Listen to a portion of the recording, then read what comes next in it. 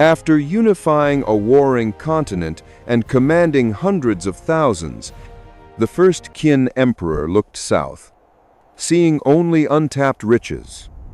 Yet, in that lush green expanse, an empire's ambition would shatter against a hidden enemy, claiming perhaps 100,000 soldiers and a lead general, all for a conquest that initially failed to secure an inch of stable ground. Welcome back to the History Atlas. Today, we delve into the First Qin campaign against the Baiyue, a brutal struggle in 218 BC that tested the limits of imperial power and revealed the true cost of overreach.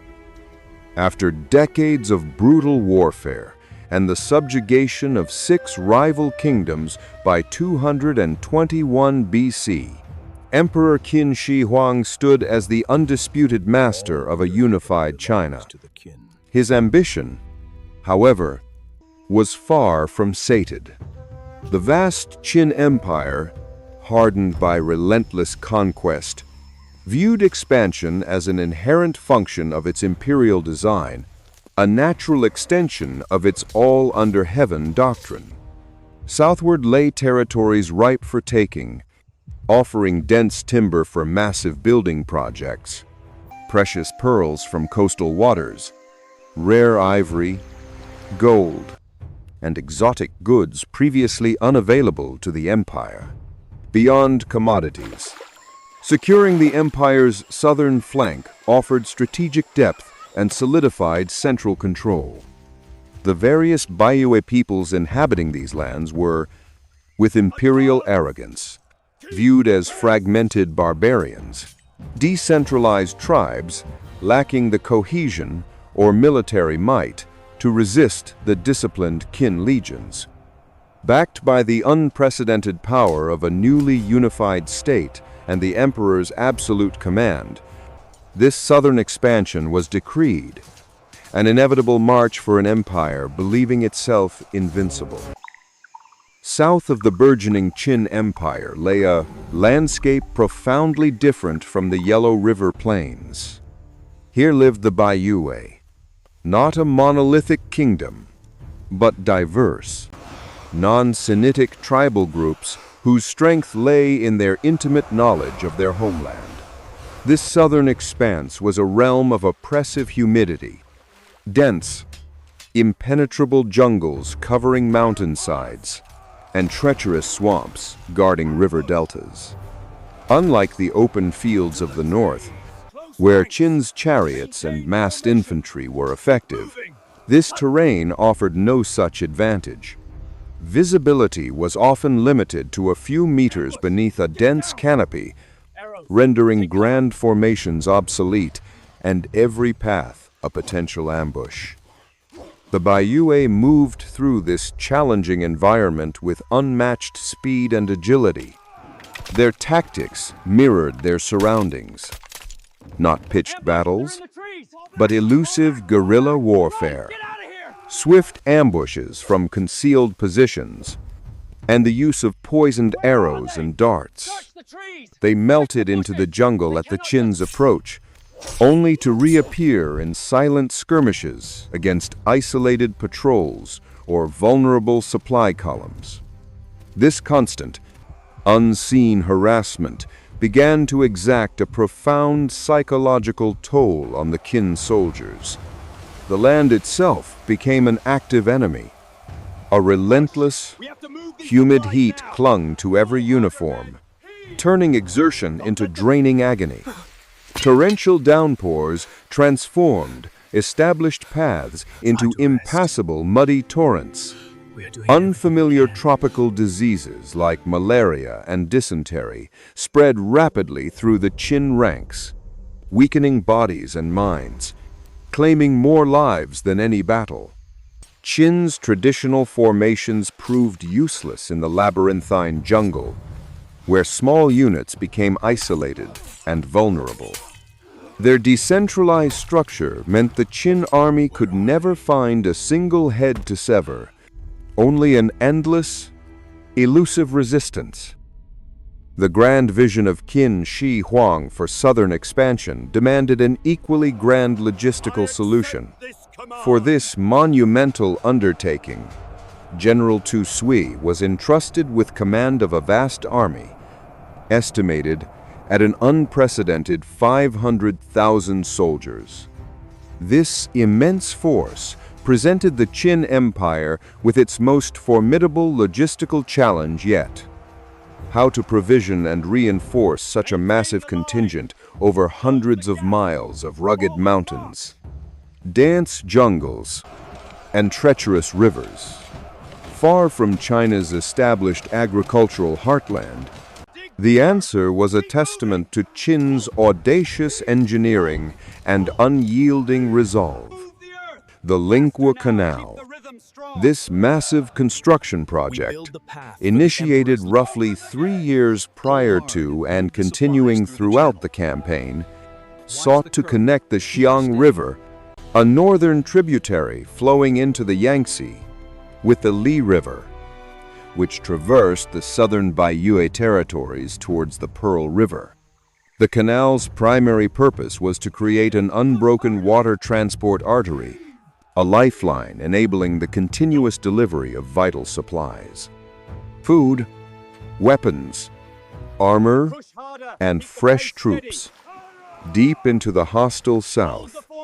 Moving such a colossal army into unfamiliar, distant territory was an undertaking of staggering effort, demanding not only engineering genius, but also the immense labor of countless workers, many of whom perished in its construction.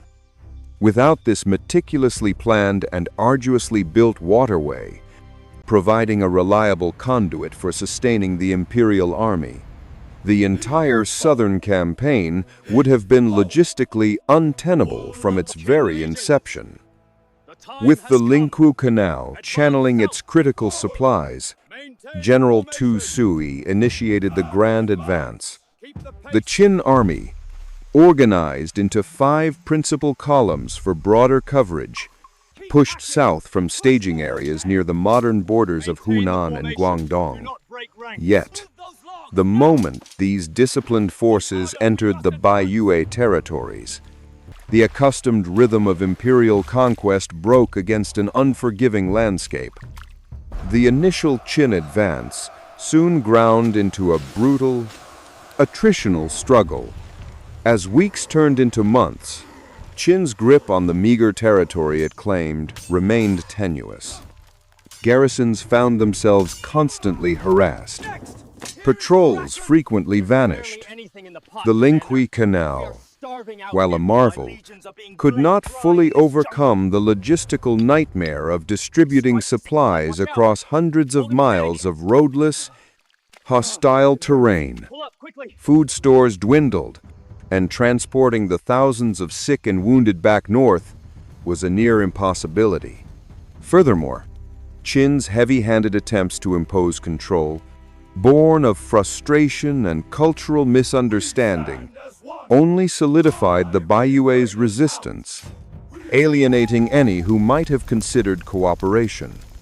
What began as imperial expansion had devolved into a costly, protracted quagmire, where Qin's numerical superiority was systematically eroded by a determined, adaptable foe and an unyielding land. The Qin legions, though vast, found themselves increasingly ensnared by the southern landscape. General Tu Sui, perhaps underestimating the depth of Baiyue resistance, continued an aggressive push, attempting to force decisive engagements that the terrain consistently denied him.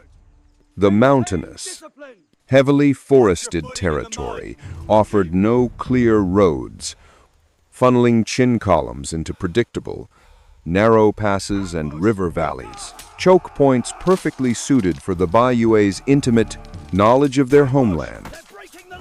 It was amidst such an advance, likely within a treacherous mountain defile or along a winding river trail, that Tu Sui's fatal error proved decisive. His failure to adequately scout or his underestimation of the constant ambush risk left his command vulnerable. Suddenly, with sudden swiftness, the Baiyue struck. From the dense canopy and hidden positions, a hail of arrows and poisoned darts descended before the Qin forces could react. General Tu Sui, the emperor's appointed commander for this vital southern campaign, was caught directly in the assault. He fell, ambushed, and killed by the elusive Baiyue forces, a devastating blow. This was the ultimate consequence of tactical miscalculation in an unyielding land. His death crippled Qin's command and control, sending a wave of demoralization through an army already weary from attrition and disease, marking the undeniable turning point of the campaign. The death of General Tu Sui proved the decisive turning point, shattering any remaining illusion of swift conquest.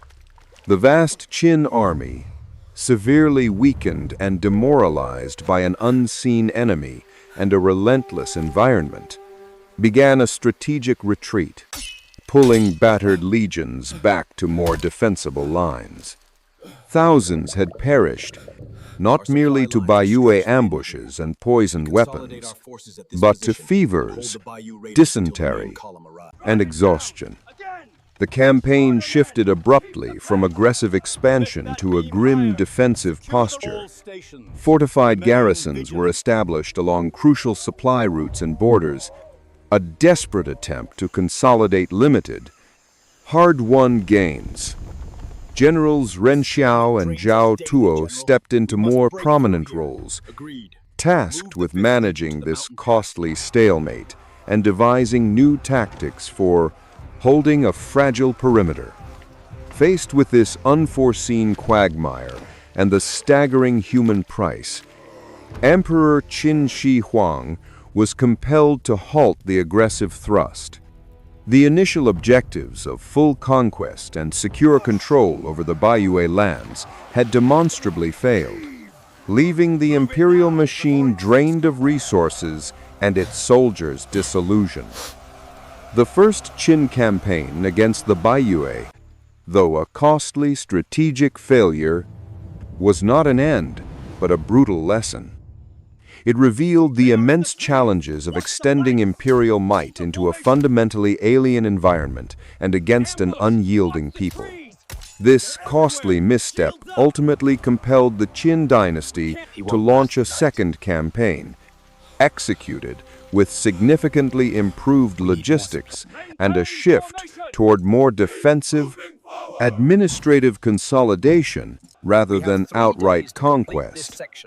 While parts of the Baiyue territory were eventually integrated into the sprawling Qin administration, the initial struggle represented a profound drain on Qin's resources and manpower, diverting vital strength from other colossal undertakings like the Great Wall and the Terracotta Army. Perhaps the most enduring legacy of this southern venture was the rise of Zhao Tuo. Following the collapse of the Qin dynasty, Zhao Tuo, a former Qin general, seized the opportunity to forge the independent Nanyue Kingdom, a distinct geopolitical entity that would shape the region for centuries. The long-term cultural impact saw a gradual Sinicization of the South, yet the resilience of its indigenous cultures ensured their enduring distinctiveness. The First Qin campaign stands as a stark lesson in military overextension and the formidable power of environmental resistance. Even the most formidable empires, masters of strategy and engineering, can find their ambitions checked and their legions broken by the unyielding land and a determined, adaptable people. If the echoes of forgotten battles and the immense price of empire resonate with you, hit subscribe and join the History Atlas community for more deep dives into the strategic triumphs and tragic blunders of history.